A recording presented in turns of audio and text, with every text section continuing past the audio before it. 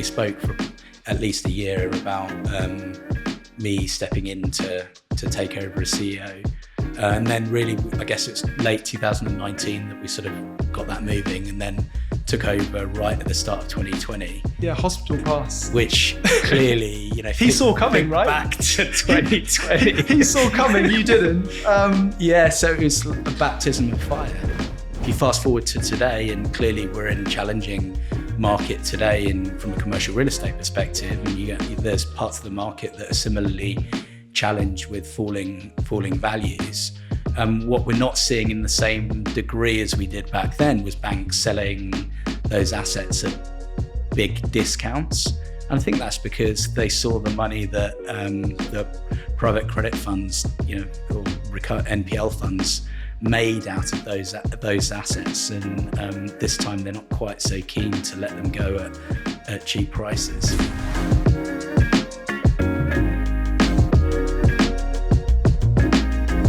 Welcome to the People Property Place podcast. Today we are joined by Rod Lockhart, CEO of LendInvest PLC.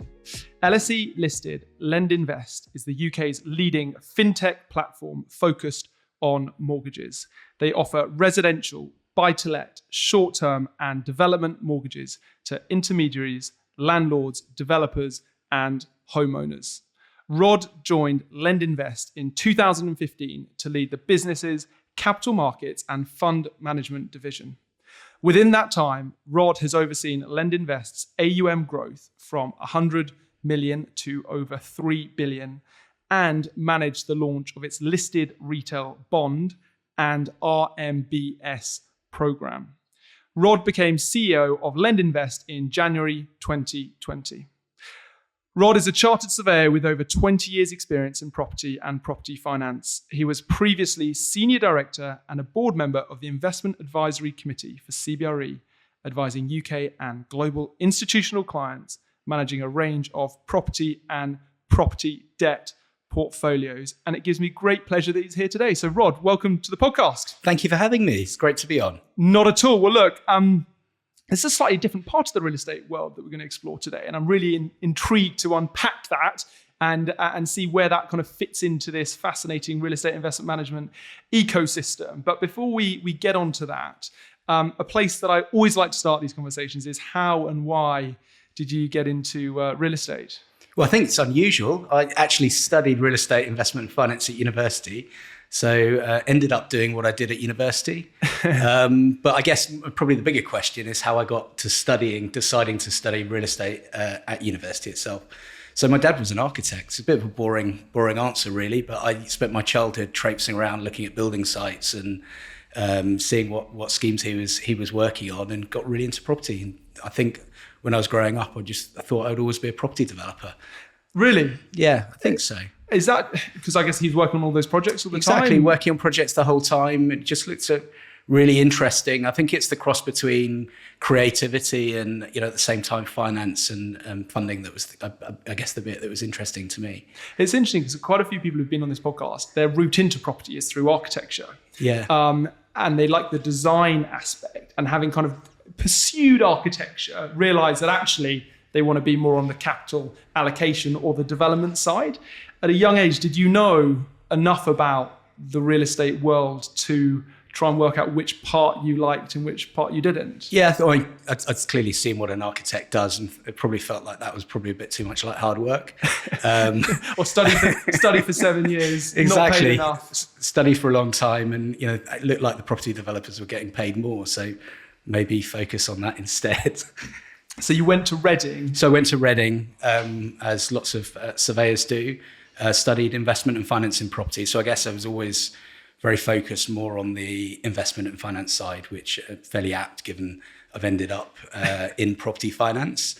And from there, as lots of people do, went and did a grad scheme at CBRE and really went from there. What kind of kid were you growing up? Were you particularly academic, sporty? I loved sport. That was it. I think academics came second. So I loved you wouldn't believe it now, but sprinting, running, athletics, and then played a lot of rugby. So that was most of my childhood was doing sport. rather than focusing on the academic And from an side. academic perspective? So on academic perspective, I guess I'm probably not surprising given what I do now is better on numerical stuff, so it's maths and sciences and things like that, really. And so that really informed your kind of choice or your course degree, and then kind of the role that you went into exactly at CBRE.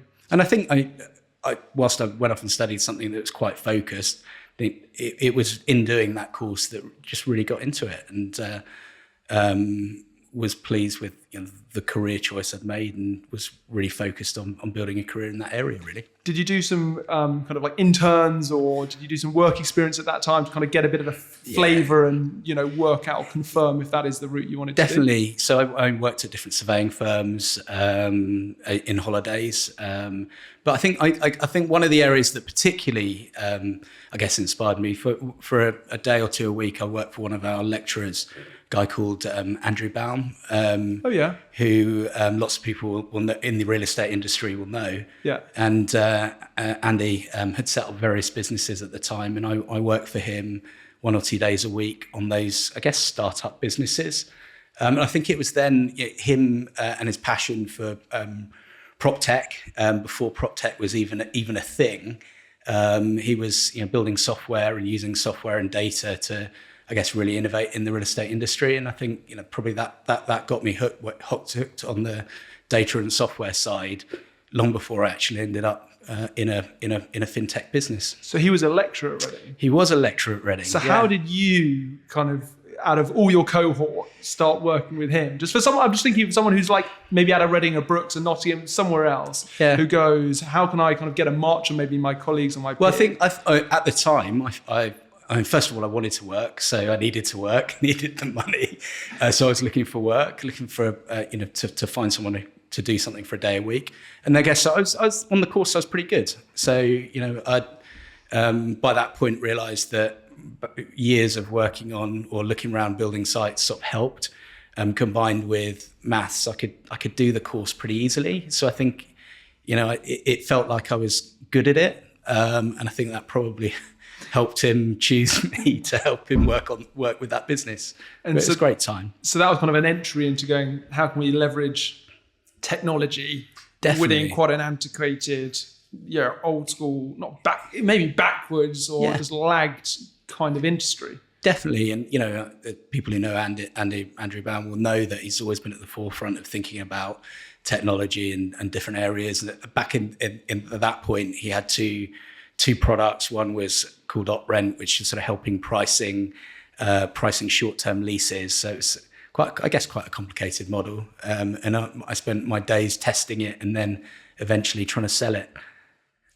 And so did that help get your role at CBRE? I guess so. Given I had some industry experience, but I guess in going back to CBRE, it was very much into the traditional surveying route, and I think that was quite a conscious decision at that point. That I'd spent 3 years studying this course, and maybe I should go to a firm that would allow me to do my APC and support me through that process.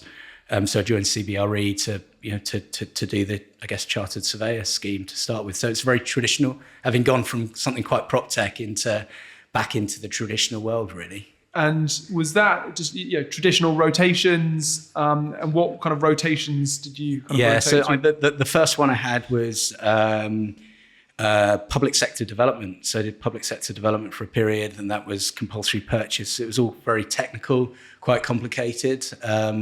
But I guess got me started, then got into valuations and worked on lots of different big valuation projects as CBRE had, some of the biggest mandates. So worked on valuing things like Canary Wharf, worked on valuing land when they were buying up land for the Olympics. Oh, wow. Which was quite exciting, quite cool to be involved in something like that. It's trying to price exit values. Well, it's more than that. It's so they were having to compulsory purchase I think it was the London Development Agency having to compulsory purchase land for the Olympics, and they needed valuations in order to base the valuations for those purchase prices.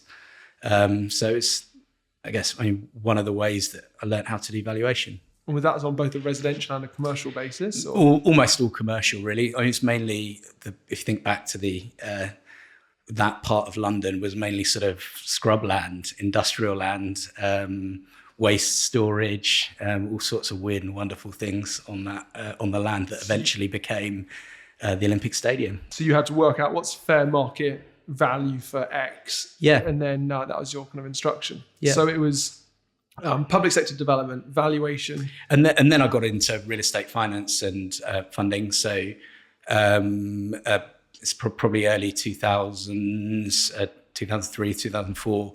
CBRE set up what is now called its Capital Advisors Division, which I guess was back then real estate corporate finance division, real estate corporate finance team. So I think it did all the sort of weird and wonderful things that aren't normal work that surveyors do, clearly investment and finance related. So we did things like sale and lease backs, joint venture structuring, raising money into property funds. Just got involved with a whole raft of different investment and finance things related to property. And is that the kind of the team you were like, you're yeah, pining to it was a team that was being to? set up at the time. So it was being founded. And I guess I got lucky because I was the sort of junior graduate who joined this team of probably the most senior people across the rest of CBRE that were being sort of forged together to try and set up this team. And I guess the opportunity for me and the exciting thing at the time was being able to work across with all these brilliant people across a really wide range of projects. So it was a really good time.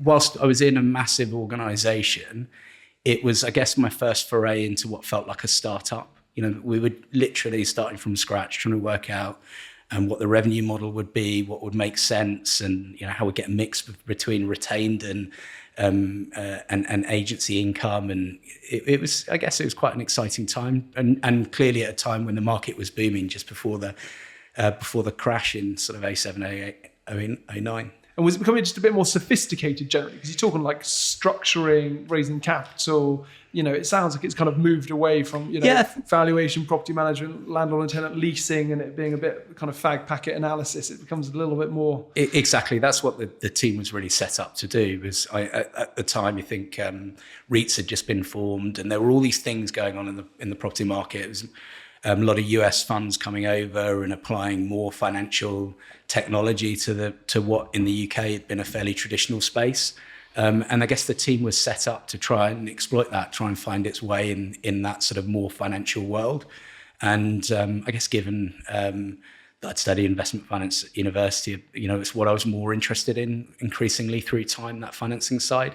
And I said it was great to have that opportunity to work in what felt like really a startup business within a huge institution at that time. So you qualified and then sat in that team? Yeah, qualified and then stayed in that team. As like a surveyor, but were you more of like an analyst? Much more of an analyst. So spending lots of my days building Excel models and doing that really hard graph that analysts have to do. But as a surveyor, I still got to go and see property, which is always great fun.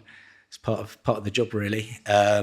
So it had that nice mix of still feeling like a real estate role, but being much more financial and, I'd cut the hard yards, having to spend, 20-hour days building spreadsheets to tight deadlines and all that sort of stuff. And was that both on a debt and an equity basis? Yeah, it was. So pre-financial crisis, it was mainly equity and joint ventures. And then it was really post-financial crisis that got really involved on the debt side because what happened was clearly the banks all basically failed and needed restructuring. So I got involved with some of the bank advisory work to help them restructure all their bad books and advise on different assets there. But I guess quite quickly got fascinated in who was going to replace the banks, because it was pretty clear that the banks weren't coming back to lend significant amounts of money back into the commercial real estate space so quickly. So, I got into, where were the other pots of capital who might actually lend against property going forward. And I guess that's how I got into the debt side, really. Is that the kind of the emergence of challenger banks or brands or debt funds? So it was more private equity businesses? Yeah, so there was a combination. I mean, one of our big clients at that point was the European Investment Bank. So, in terms of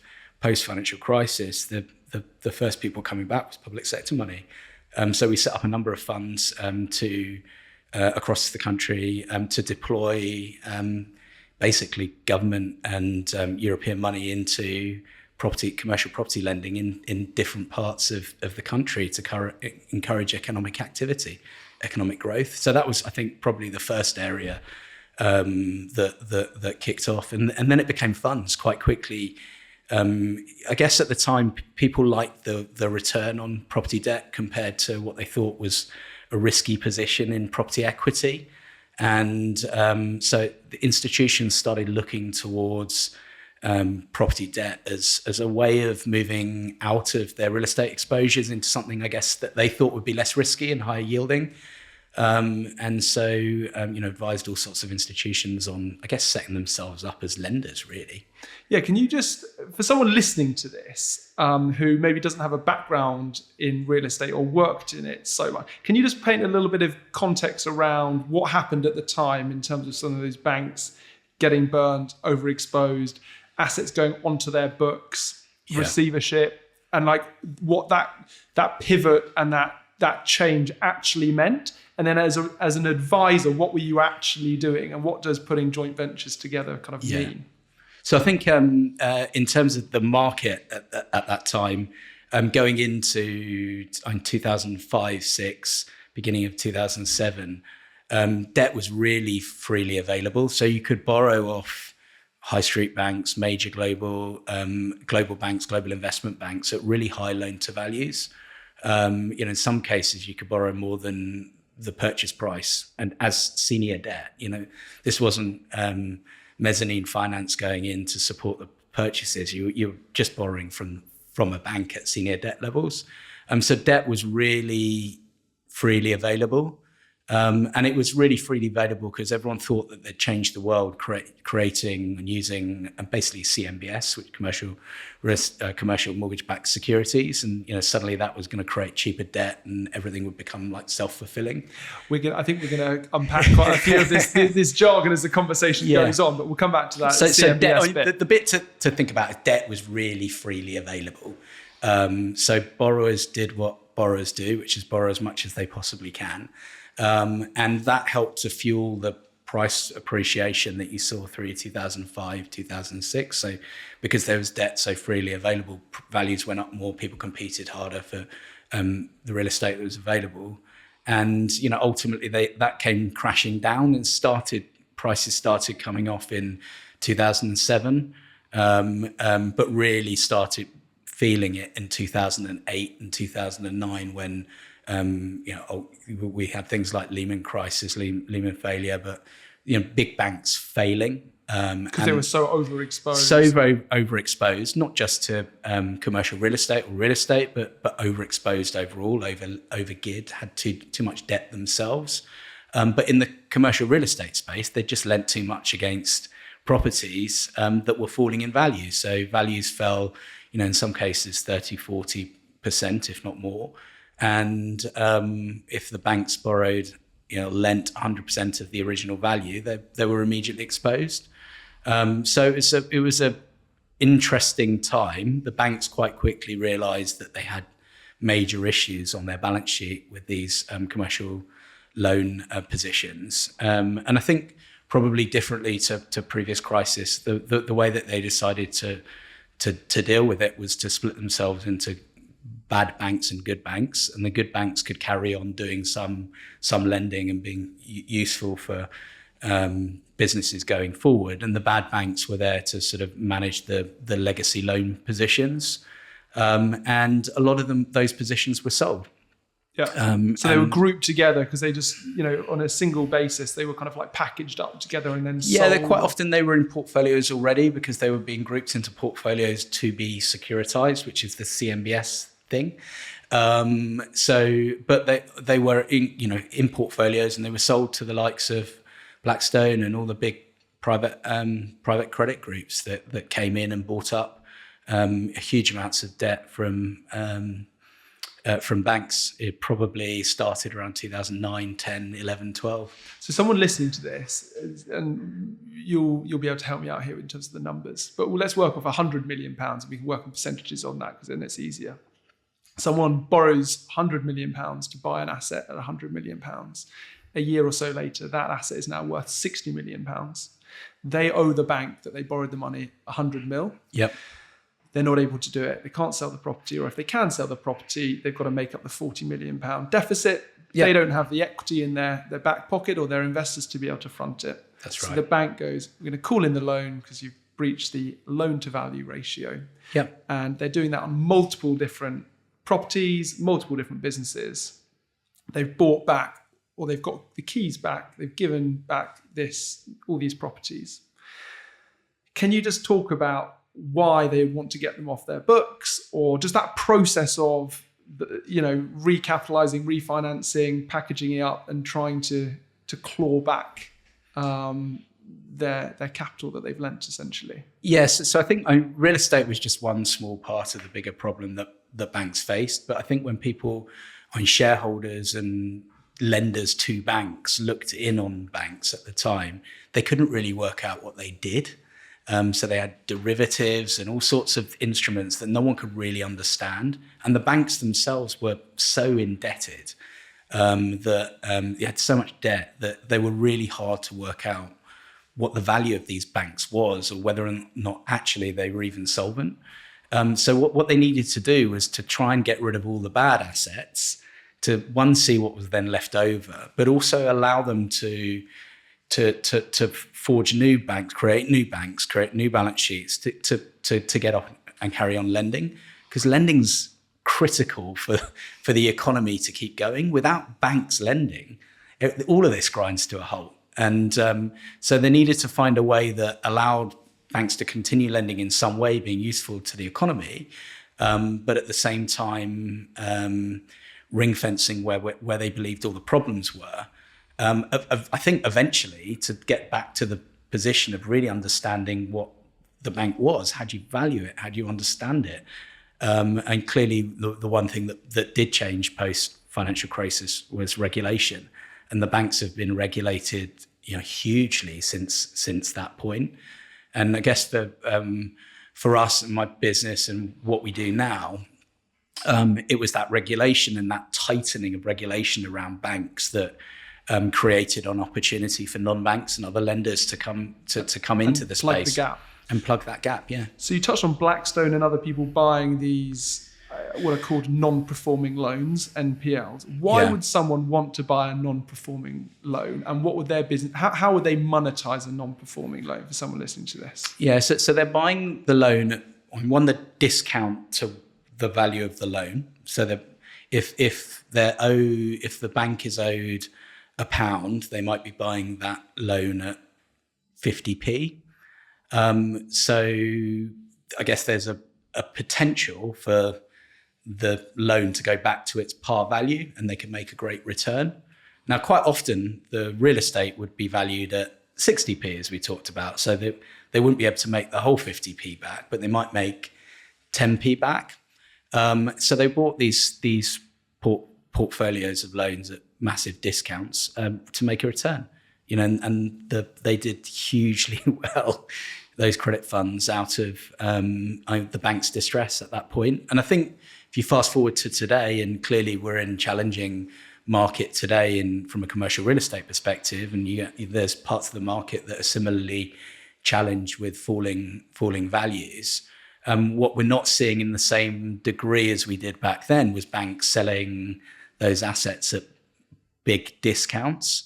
And I think that's because they saw the money that the private credit funds, or NPL funds made out of those assets. And this time they're not quite so keen to let them go at cheap prices. So if they held on to them for longer, the bank could have recouped some of its money. But what it didn't want is it didn't want potentially good or bad assets sat on its balance sheet while all the other kind of workout was happening. So they wanted to offload it to liquidate their position. Yeah. And so now we're just seeing a case of it being extending and pretending and just hoping that interest rates will come down further and the market will tick in. Hopefully, yeah. I think so. I think there's a bit of extending, pretending, but I think there's a bit of just the bank wanting to work out work the asset and not wanting to give away that upside in the way that banks did back then. Because banks, they appointed LPA receivers, didn't they? So they did have some of that where they maybe appointed Allsop and some of the other kind of advisory businesses to maybe take some of those assets rather than just offload the whole thing. Yeah, that's right. They did. Banks did do workouts directly themselves, but I guess the scale of the challenge they had was so big that they sold portfolios as well. So how did your role change during that period? So you're clearly, financially astute, analytical, doing numbers, doing this kind of structuring, connection and workout type work. How did your role kind of change over that period? So quite before that period, it was all about raising new money, doing new ventures, new funding. It was all about new projects and new joint ventures, new funds. It's all quite creative. And then clearly all of that work dried up. So, in terms of day-to-day, what was I doing? I was running a lot of numbers. I was speaking to different funders and different partners and trying to engineer transactions, I guess, as well. But I think what happened, as the financial crisis sort of unraveled was that it was pretty clear that the people owning the real estate at that point were banks. The big agencies like CBRE and others put teams in front of banks to advise them on their assets. And I was part of those teams advising those banks on those assets and helping them work through some of the problems that they had. And were you, can you just talk about some of the portfolios and some of the assets and some of the projects that you were working on at that time? So I worked on everything from student accommodation portfolios that had failed, which were quite resilient, I guess, to shopping centre portfolios that have been way less resilient. So it was a really wide range and it was of different types of real estate. Institutions, family offices, REITs, developers, private equity businesses. Yeah, underlying it was, exactly. A lot of property developers had big property companies, relatively small property companies actually had big portfolios because they could buy these assets with not a huge amount of equity. So it was quite a different situation to where we are today, where it's more institutionally held, and also clearly, I think the big private equity, private credit funds did so well through that period that ultimately they've become the biggest owners of real estate in the UK as well. So in terms of your role, because you kind of went up the ranks, as it were, to, as I said in the intro, kind of senior director in the kind of the corporate finance division. You sat on the board there. Why did you kind of decide to kind of leave in kind of March 15 or so? So two of my friends had set up LendInvest. They had, I guess, 2008, 2009 was happening. They could see the opportunity to set up a lending business when no one else really wanted to lend to property. They'd set up this business. They found it really hard because it's really hard to raise money into a startup business, and they were relatively young at the time, so it's really hard. A couple of youngsters run around the world trying to raise money into property debt funds, which is the way that they were trying to do it. But they set up a business and they ground it out for a few years. I advised them as they were setting up the company, and as soon as they were big enough to actually appoint me when I was at CBRE, they did. So I was an advisor to them as when I was working at CBRE for a few years before, I guess, they got sort of bigger, and I could see a real opportunity. So they got fascinated in technology, and it probably goes back to that years before, that interest in technology and how it could be applied to what was, I guess, a fairly antiquated space. They started building software in property space, and it felt like a really exciting time to join them on their journey. So I joined LendInvest. It was a company at that point of 30 people. 10 of them were software engineers. So that was a bit unusual coming from, I guess, a quite traditional firm to a company where 10 people out of 30 are software engineers with all the quirks and characters that exist in that space. And join a startup, and it was really good fun. Going from the big green machine, big global presence, to a small prop tech, fintech type platform. It was an out-and-out startup, really. The guys have done really well in founding the business and building a brand. But in order to be successful, it needed to grow to many multiples of the size that it was at the time.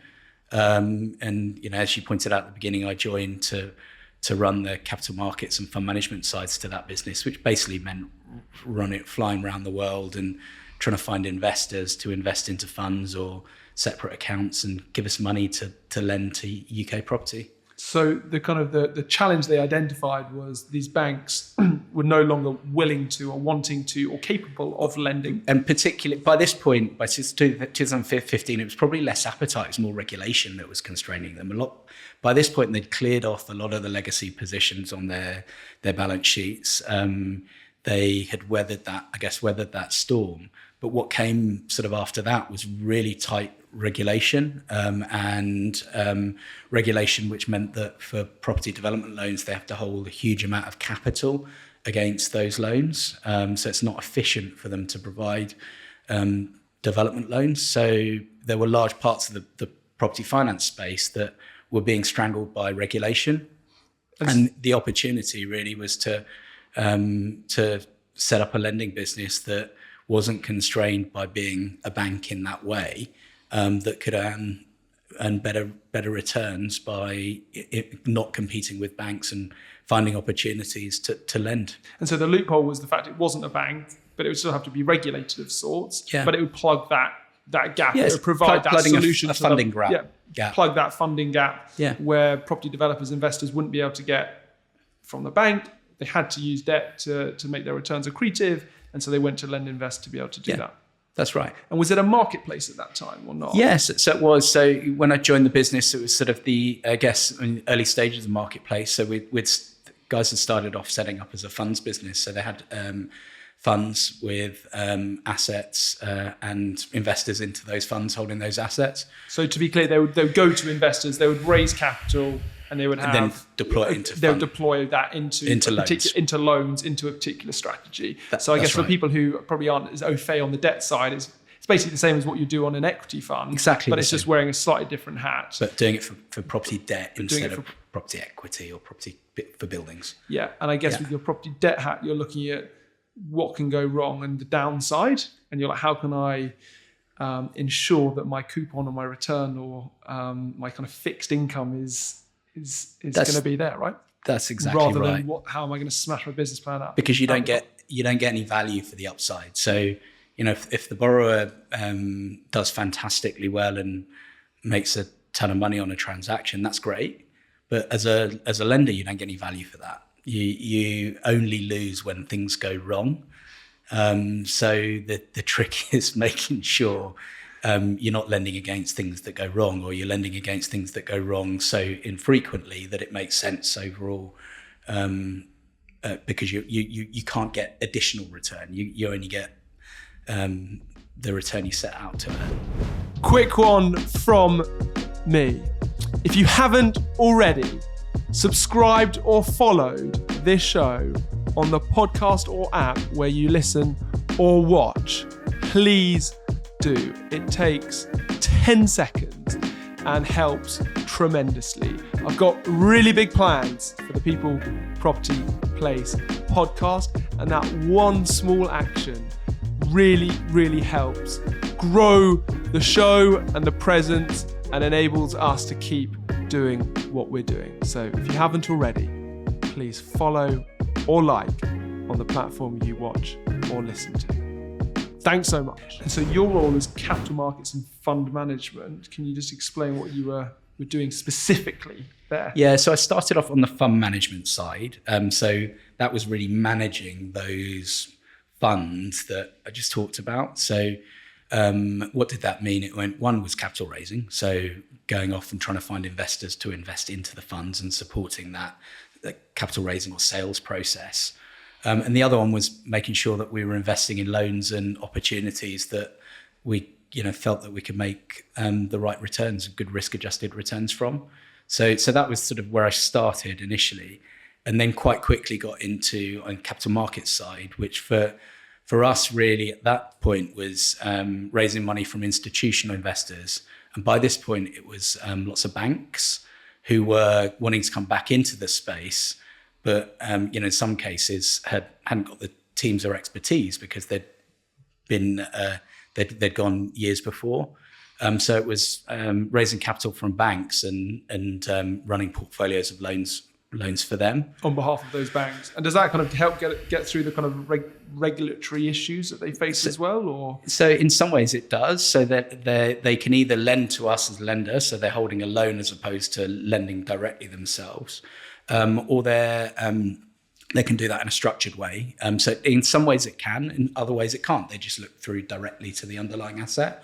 But I think it was more around trying to, access expertise in, for us, quite niche areas of property lending. So it might not, if you're a huge bank, if the total opportunity for a type of lending is only £1 billion, there's no point in building the expertise to exploit that opportunity. If you're HSBC, for example, it's just not a big enough opportunity to make sense. But if you can access that opportunity through a single partner that has all that expertise and do it all for you, then it makes sense.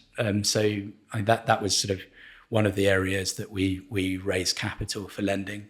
And then we went on and did, as we got bigger and bigger and built bigger loan portfolios, we could access the actual capital markets, which I guess is, for loans is, and residential mortgage loans is the RMBS space. So these are residential mortgage-backed securities, where effectively you take portfolios of loans and you issue notes or bonds off the back of these portfolios of loans, and they're rated by rating agencies. And if you've seen Big Short, you've probably seen bits of this process. But these exist. I mean, we issue at least one RMBS every year at just ourselves. It's a big market, and banks and other lenders are constantly selling these bonds into that market. Yeah. But in doing that, what you're doing is taking these property loans, which need managing and need grouping, and you're selling bits of them or bits of risk in those loans to different investors, and those different investors are choosing the bits of risk that they want to own, and it's effectively a way of reducing the cost to the lender. Is that repo? Or is that a different terminology? That's a different terminology. So if you're explain repo as well, but there's lots of different types of repo. But repo is financing on bonds, typically, or financing on assets that are of a certain credit quality, and that repo is financing that's offered by banks. So we as a lender might take repo financing. So when we issue bonds of these portfolios, under post-financial crisis rules, we have to retain an interest in those notes. We can't get rid of those positions. We have to have alignment, which was one of the big problems that you remember on the Big Short. Yeah. You see there's just a lack of alignment, lenders just doing what it wants, dumping the risk, and you can't do that nowadays. So the lender has to retain exposure to the notes. But what it can do is retain the notes and then raise financing on the notes. So it can go to a bank and say, look, I've got all these AAA rated bonds. Can I have some financing on these AAA rated bonds? And that financing is typically what's called repo. And that will enable them to recapitalize the loan. So it allows you to borrow more and use that money elsewhere. Yeah, just be more efficient with that. Yeah. When you joined the business, as I said in the intro, the kind of the AUM was 100 million. You've helped grow it to over 3 billion. It's probably a good kind of stage, because we haven't touched on the difference between like bridging, senior, stretch. There's lots of different MES, terminologies that are thrown around in the kind of the lending space. Yeah. And it's probably a good time to introduce like the capital stack and what that means as well. Were you focused when you started on a particular part of the capital stack? And I'm assuming that you've kind of expanded that as your AUM has grown as well. Yes, I'll pick it in terms of the capital stack, but also the types of lending that we do, because they're quite different. Because we're a non-bank lender, it doesn't make sense for us to go off and compete with HSBC, because HSBC's got a lot cheaper capital and a lot bigger business than we will ever be. So it doesn't make sense, despite the fact that we built this brilliant technology, makes us lend a lot with a load of less friction than banks. It doesn't actually make sense with the capital that we have to compete directly with these big banks. So what we're looking to do is look for opportunities and niches within the property finance space where you can make additional returns. You're not competing with the mainstream big banks. And the areas of property lending that we see those opportunities are, first of all, the first product we did was bridging finance. So I think of a borrower that goes to an auction and buys a residential property. They have to complete on the purchase of that residential property within 30 days. And so if they wanted to get any borrowing against that from a mainstream bank, it's unlikely that would happen within that period. Because they just won't turn around. It takes them too long. So they could come to us and say, can I get some financing against this opportunity? So we'll lend them money against that property on a short-term basis. The borrower will then typically refurbish the property, put in the kitchen, bathroom, tart it up, and then put it onto a buy-to-let mortgage or sell the property later. And that short-term loan could be anything from 3 months to a year, depending on what they're doing with the underlying property. And that's a classic bridging loan. So that's what we started doing because we knew we could earn sort of good returns by doing it. Because it's expensive money, isn't it? Yeah, it is. It is because it's not a cost of finance. The borrower's coming to it thinking it's a cost of doing the project. So if you're buying something for £100,000 and you're 20 grand short and you need to borrow the 20 grand, you can't do the project unless you borrow the 20 grand. So if that interest rate is going to be at 12% per annum, it's not really an interest rate, it's a cost of doing the project. And actually, if you're going to spend 50 grand on the property doing it up, who cares about that interest rate? It's a small, and it's worth 300 grand at the end of the day. It's just a cost of delivering the project. So then people don't think of it as a interest rate. So that's why you can earn outsized and good returns in that space. So that's where we started. And today it's much more competitive. It's quite a competitive space. But the way that we compete now is using technology. So we've automated large parts of that type of lending. So we can process these loans in volume without lots and lots of people.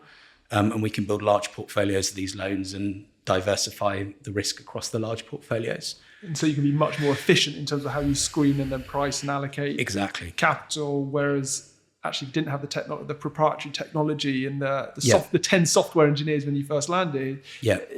They just wouldn't be able to just deal with the sheer kind of admin. Yeah, we just have lots of people. So we could do it, but we'd have a ton of people, which wouldn't be profitable.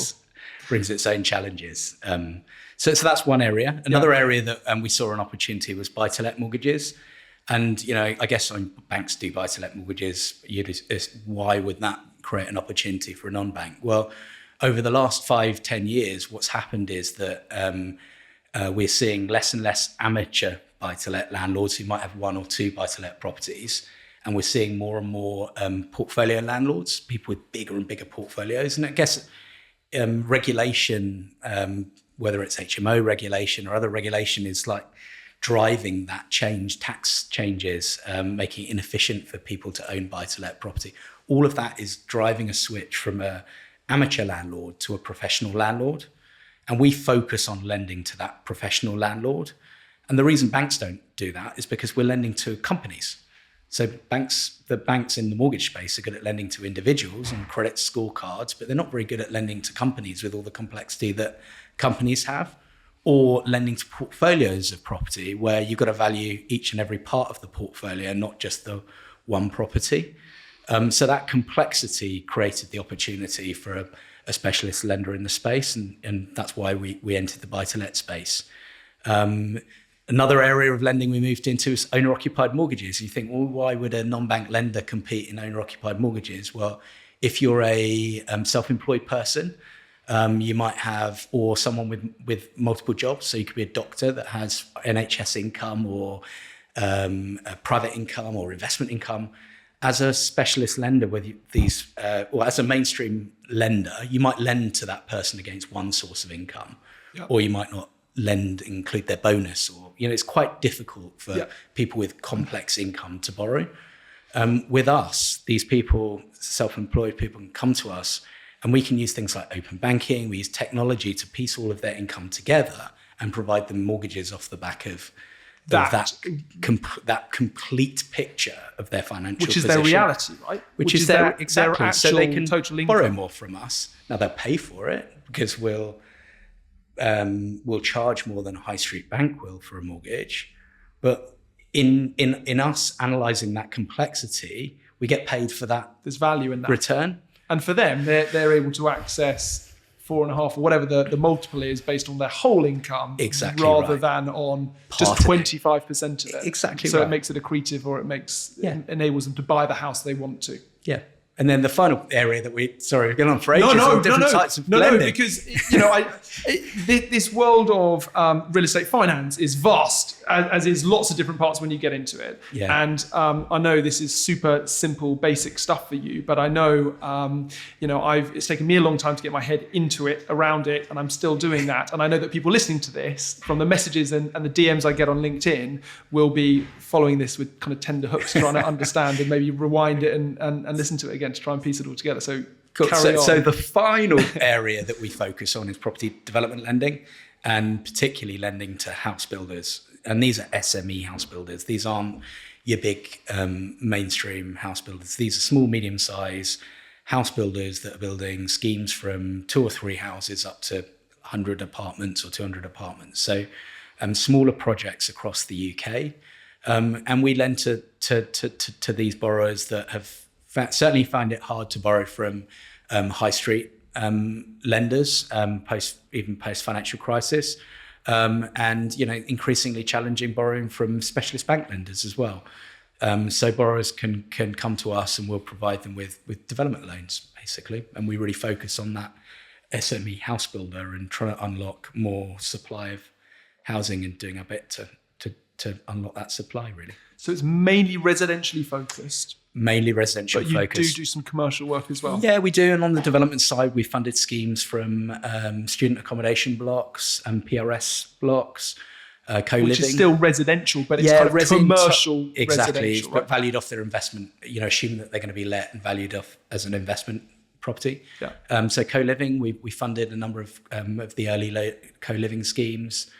We have financed some office developments. We've done some life science development funding in Cambridge. So there's little pockets of opportunity where we see opportunities to lend on the commercial side, but largely it's been financing residential. So the 2 parts of your business, one is going out and finding the opportunities to lend against the 4 different products that you've kind of cited. Yeah. And then the other part is going and talking to LPs or capital to go, give us some cash that we can allocate, or this is the strategy, whatever bucket you want to get involved with, to allocate so you've got exposure to this part of the market. Yeah. And what types of capital are you talking to outside of the banks, which you kind of alluded to earlier? What types of capital want in on these types of deals? So because of the range of different types of lending I've talked about, so I've talked about buy-to-let mortgages where we might be lending at 5% per annum, which is a huge return, to a bridging loan where we might be lending at 12% per annum. There's a huge risk-return trade-off between the two. Yeah. So we talk to we have a huge wide variety of different investors that invest with us. Our largest single investor is JP Morgan. So we manage a portfolio of nearly £1 billion of buy-to-let loans for JP Morgan. We originate and manage those loans on their behalf, giving them exposure to that type of loan. And then we'll have private individuals or family offices that might invest into to one of our funds and get exposure to, in some cases, an individual loan. So we have a self-select platform where institutional or professional investors can access individual loans that are packaged as funds and invest in those individual loans and build their own portfolios of loans as well. So stock picking. Yeah, so it's a bit of stock picking. I mean, we tell them that they're better to be exposed across the broadest range of loans as possible. Yeah. I think through time, investors are building these larger and larger portfolios. But some investors love picking and choosing specific loans to take exposure to. So in 2020, your role evolved from being head of capital markets and fund management to CEO. How did that come around, and how did your role kind of materially change? So it's a big change. The business was set up by two founders, a guy called Christian Fays and a partner called Ian Thomas, friends of mine for a long period of time. Christian was the previous CEO.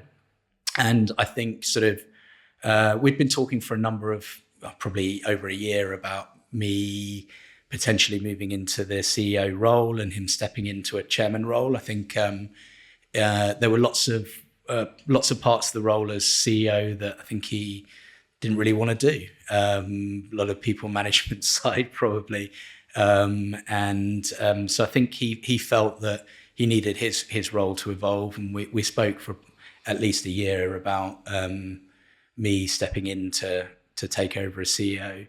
And then really, I guess it's late 2019 that we sort of got that moving, and then took over right at the start of 2020. Yeah, hospital pass. Which clearly, he saw coming, right? Back to 2020. He saw coming, you didn't. So it was a baptism of fire. Literally, I guess weeks into this big job, suddenly we were telling people they had to work from home, and we had no idea what this meant for even whether we could keep paying people, because you got no idea what was what at the time. And so it was a real baptism of fire. But I think in many ways it was quite helpful, because he the previous CEO, had stayed in the business. He remains our chairman even to today.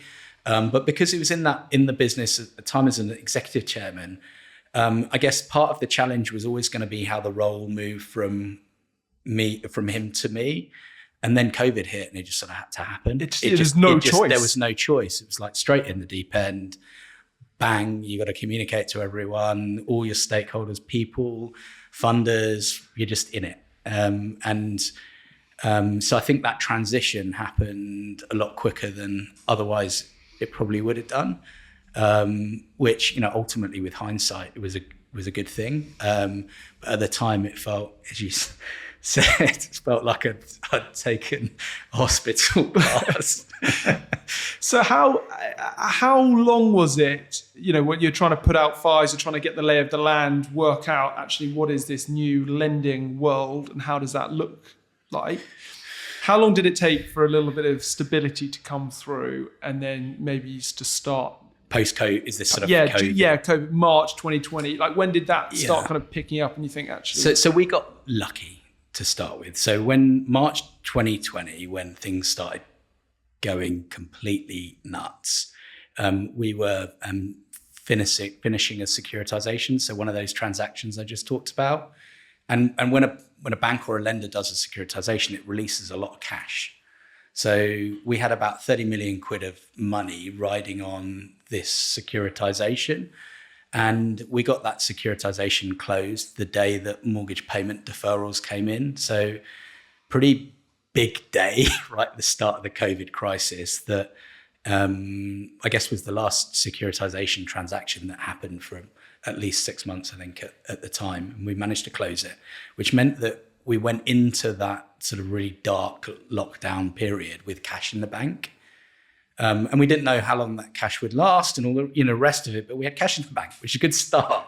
A much better place to Much be. better place than not having that cash in the bank. Yeah. But what it meant that was we could take a bit more risk than we would have otherwise been able to. So we decided to stay open business because we're a tech business. We can operate.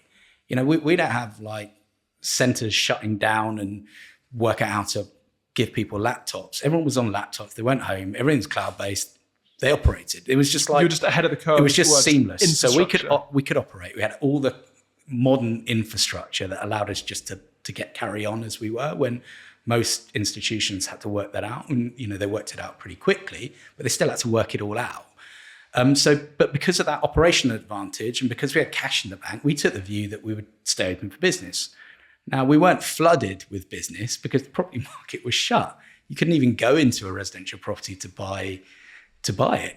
It was shut for 3 months. People couldn't even get on site, right? Yeah, people couldn't get on. Buildings, site stopped. So, every development loan that we were funding, site stopped. And then slowly people were like, okay, well, I might as well turn up and keep the project going. So things sort of slowly came back. But I guess for us, because we stayed open for business, focused on being operational, When the property market did turn back on, we were we'd stolen a march. We were ahead of the competition. And that was probably as early as June, July 2020. So it wasn't, with hindsight, it wasn't that long. And of course, you then saw what was a massive boom in the residential property market. So you went from completely shut to, a booming resi property market. And because we'd stayed open, we took a big advantage out of that position. So our growth sort of from June, July 2020 through to middle of 2021 was just huge. Can we just talk about the kind of the lending market as we are today, in middle of May, as it were? How do you kind of see the market currently? Where are the opportunities? Where are the challenges? Yeah, so let's probably give it a bit of context. The last 2 years have been pretty hard work. And, I think most people who've worked in real estate of any type over the last couple of years will probably say it's been hard work. Values have been falling in residential space, I guess more muted than commercial property space, but it's been hard.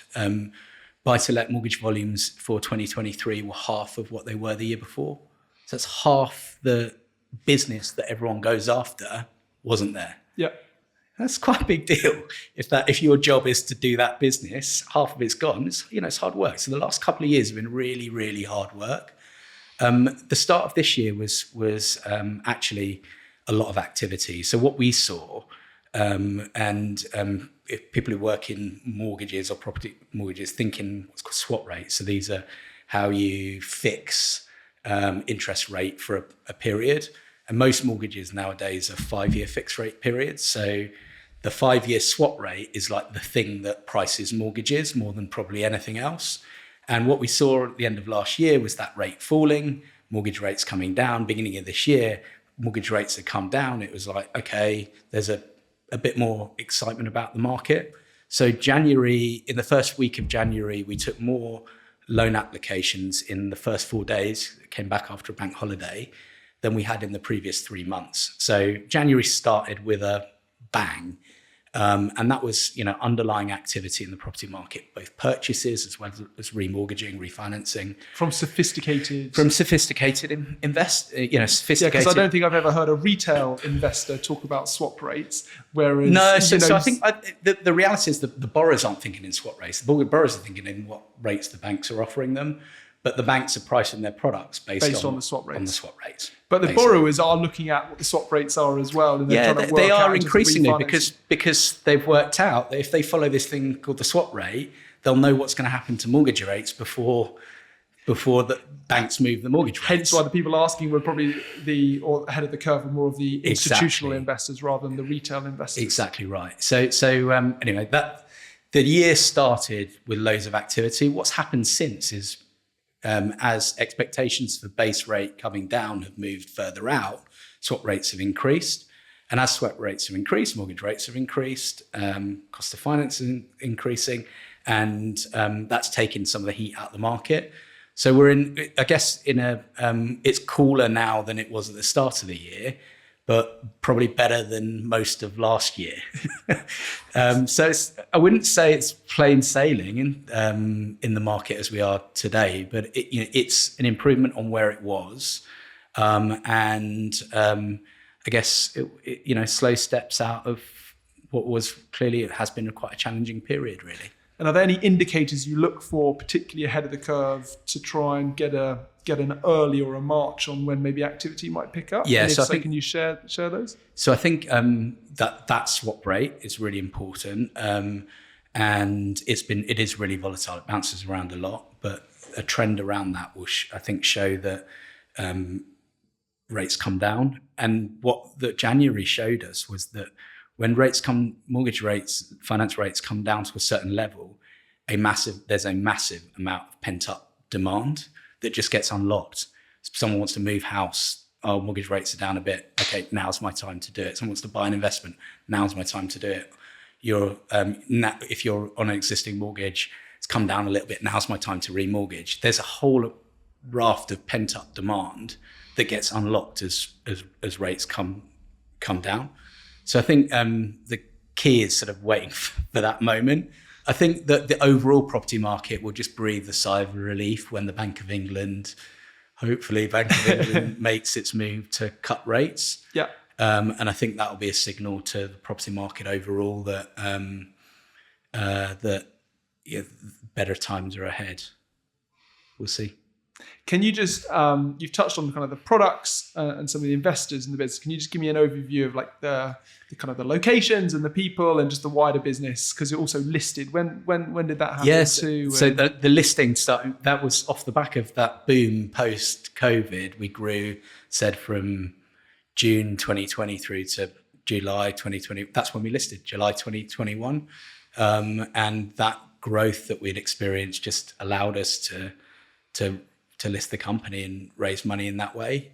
It's been hard being listed company since, because not that many months after we listed, we've had to deal with sort of rising interest rates, which is, as we just talked about, dampened the whole property market overall, just made everyone's lives a lot harder from property market perspective, but also lending perspective.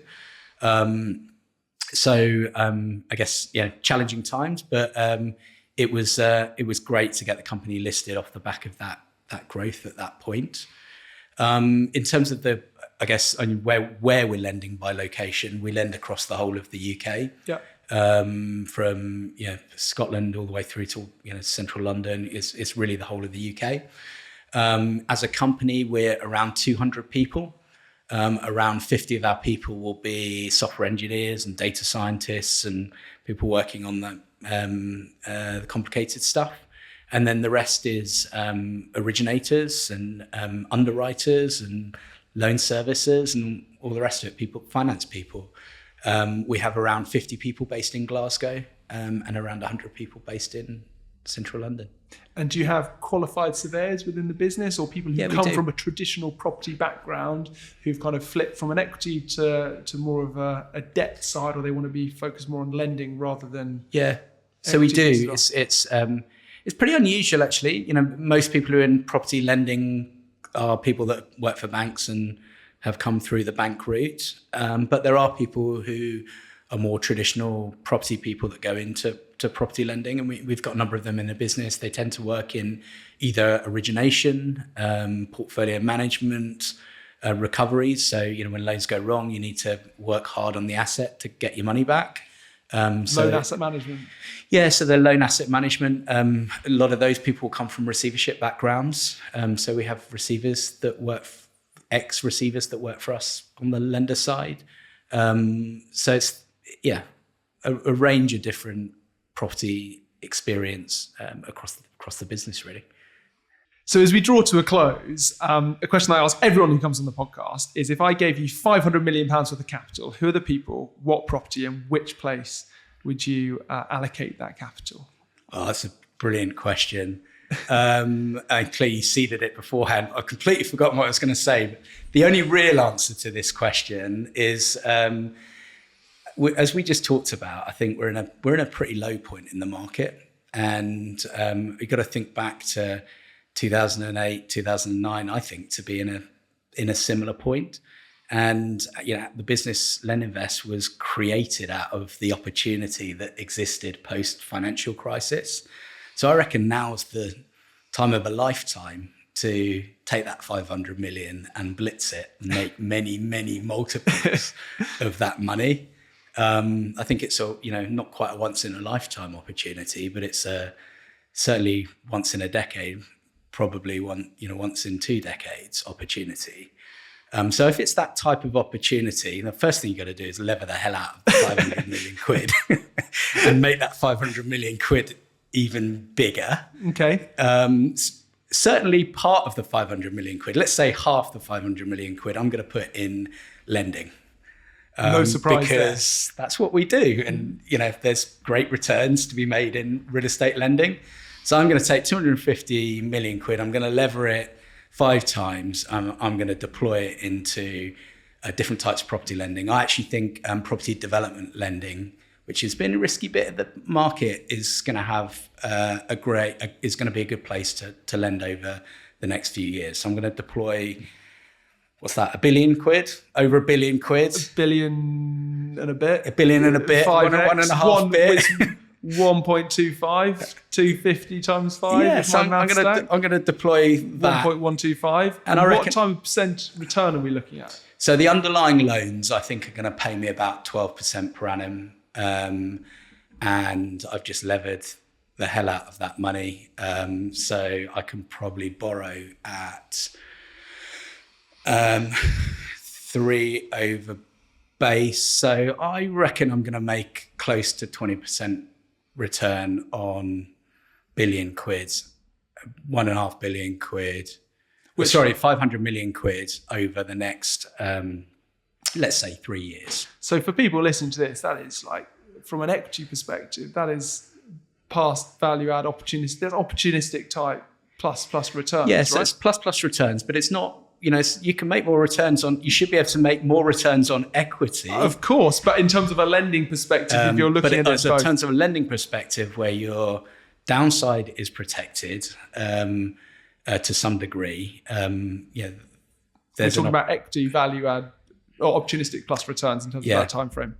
I think I said I'd put half the money in that. You way, did, said rather than 500. So that's 250 million's been levered. That The rest of it, I'm going to pick opportunities because you might as well take some risk on the other part. So I would asset specific opportunities. I wouldn't be too precious about sectors or regions, but I would choose commercial real estate opportunities where I felt there was long-term value for that real estate and it was being undervalued today.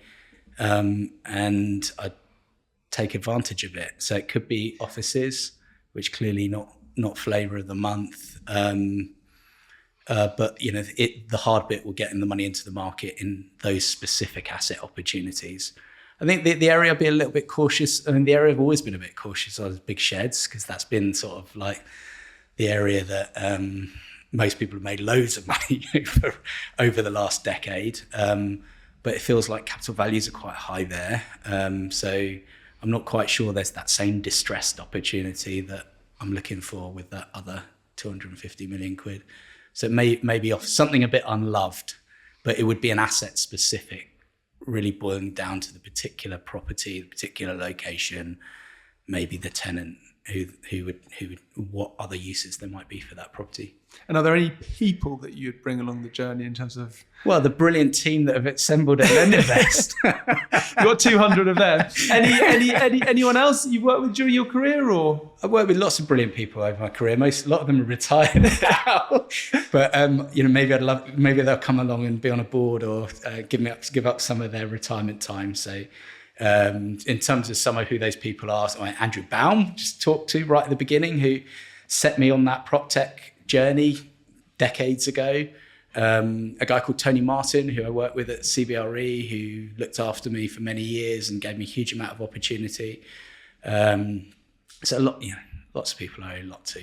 Well, Rod, you've had a fascinating career. I'm really excited to see how you and the team navigate this once in a decade, double decade kind of opportunity. You've been really generous with your time sharing and educating us all in terms of the different nuances when it comes to real estate finance. So thank you. And like I said, excited to see what you and the team go on to do.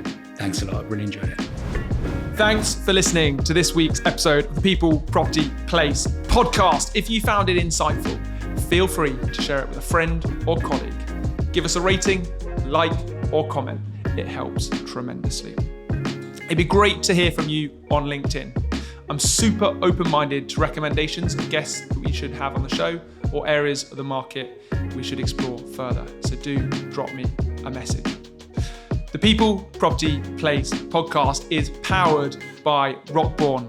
The team recruit leadership and future leadership hires for real estate owners, funds, investors, and developers. So if you're looking to hire top talent for your business, head over to the website www.rockborn.com, where you'll be able to find a wealth of information. Or feel free to drop me a message on LinkedIn. Have a great day wherever you are, and I look forward to catching you